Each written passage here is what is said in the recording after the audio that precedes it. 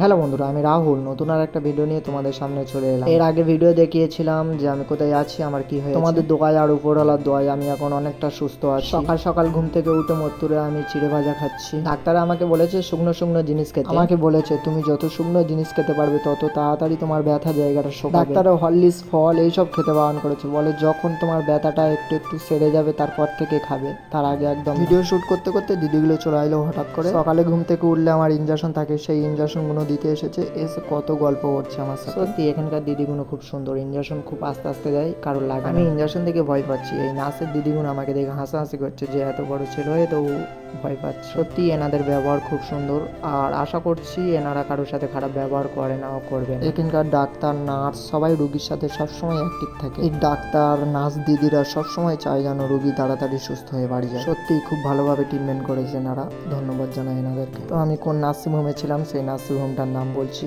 তো আশা করছি সবাই জানো হয়তো। নার্সিং হোমটার নাম মা ত্রিপুরা নার্সিং হোম। এখানে সার্ভিস খুব সুন্দর, মানে কারোর সাথে খারাপ ব্যবহার করে না। প্রত্যেক রুগীর জন্য একটা করে পার্সোনাল রুম থাকে এখানে। ভিডিওর মধ্যে এখন যে রুমটা আমি দেখাচ্ছি এটা হচ্ছে ওটি রুম, এখানে অপারেশন। আমার সমস্ত বন্ধুদের বলছি যারা ভালোবাসায় ছ্যাঁকা খেয়ে বলছে আমি আজকের মরবো, হাত কাটছে পা কাটছে, তাদেরকে একটা ছোট কথা বলছি, দেখো সত্যি যদি বা মরণ দেখতে চাও সামনাসামনি মরণ কতটা কষ্টের হয়, তাহলে এই ওটি রুমের বেডে একবার শুয়ে দেখবে। আজকে একটু সুস্থ আছি বলে হাঁটাচলা করছি বিকেল ভোর, মানে আজকে অনেকটাই সুস্থ আছি, বেটার।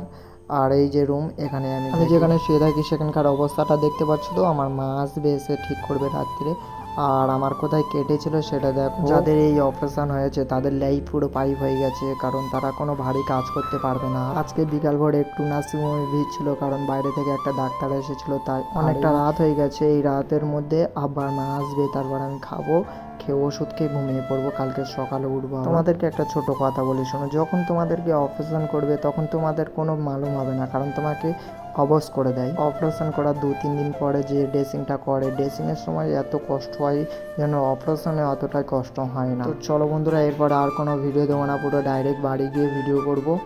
তো নার্সিংহোমতে গিয়ে ভিডিও শ্যুট করব, কবে ছাড়বে তার ঠিক নেই। তো চলো, সবাই ভালো থাকবে, আলহামদুলিল্লাহ আমিও তোমাদের দয় ভালো থাকবো। তো চলো।